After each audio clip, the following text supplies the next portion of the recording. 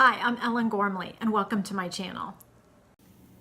I'm going to swatch with this Lion brand Penelope yarn. You saw me unbox it recently in one of my unboxing videos. I'll put the link in the description below, but check out my unboxings playlist and you'll see it.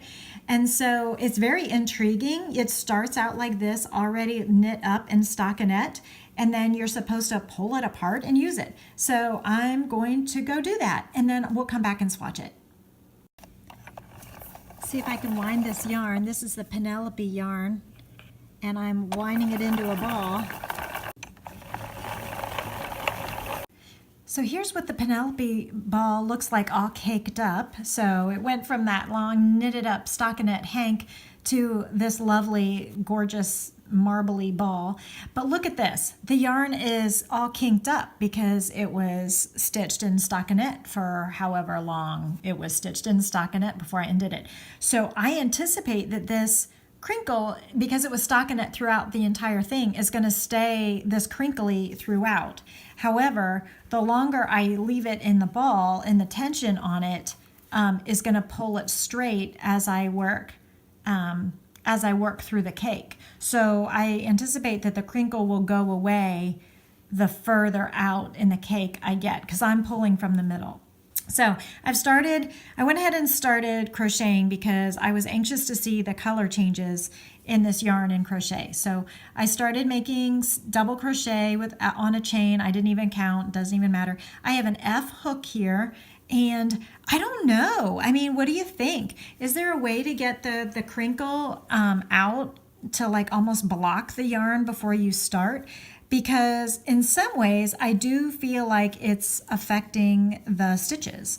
I do feel like they're a little bit less even, a little bit more bumpy than they normally would be if the yarn hadn't been pre-knitted. So I wonder if there's a way to block it out or get the crinkle out of it with blocking before I even begin stitching. But you know, do I want to work that hard? Question mark. It is awfully fun to unravel that big old long knit thing, and there's something satisfying about ripping that out. And this is certainly a fun way to use a cake yarn. Most cake yarns already come in the ball shape already. So the fact that this one came in a long knitted stockinette thing was very fun and novel. I'm just wondering how I feel about now working with a crinkly yarn and how that's going to affect my my project. So in terms of color change, though, I think the color change is nice and long, which is really terrific for crochet.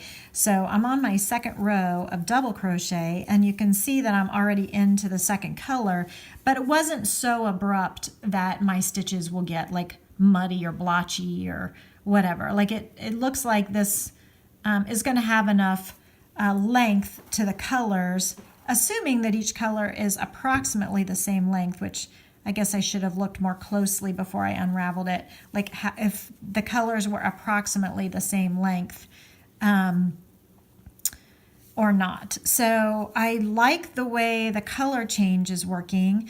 This is a thin yarn. I'm using an F.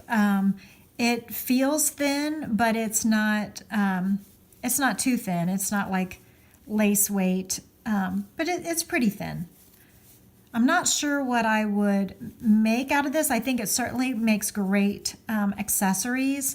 I think it would look terrific again in Tunisian. And Tunisian almost adds some bulk to yarn. You use maybe a bigger hook than you normally would in traditional crochet. So if I'm using an F hook right now just to do some traditional double crochets, I might go all the way up to an I or a J in a Tunisian Afghan hook.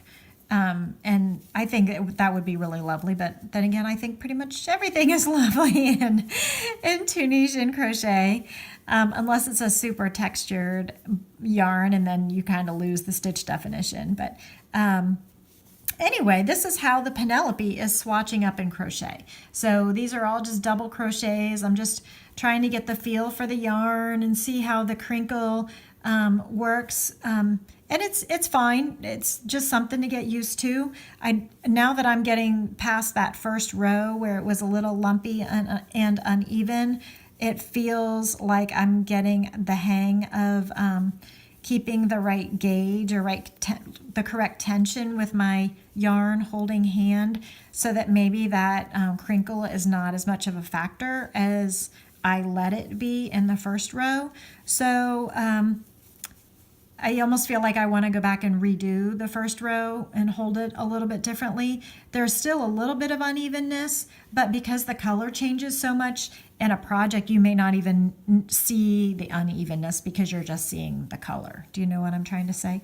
So anyway, this is Penelope by Lion Brand, and I will place a link in the description so that you can go see this yarn. And remember that I did do an unboxing video a while back of Lion Brand yarns, and this Penelope was in there, and there was also another color of the same yarn in that unboxing video. So go back and look at that. And thank you to all of you who chimed in and said you couldn't wait to see how the Penelope swatched up.